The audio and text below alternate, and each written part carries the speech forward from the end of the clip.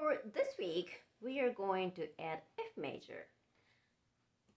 That sequence is going to be G major, C major, and followed by F major.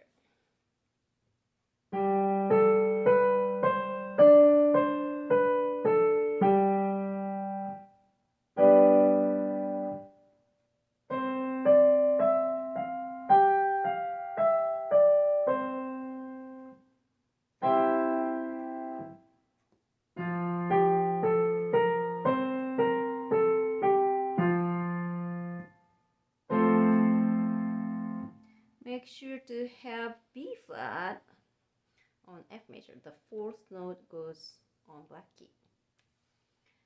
Let's take a look at F major Au clair de la lune. Actually, Au clair de la lune only use the first three notes of five-finger pattern. So first three notes, all of them are on white keys.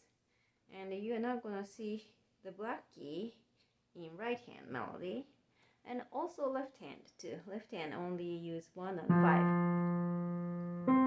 Remember, F major, the scale degree 4 goes on black key.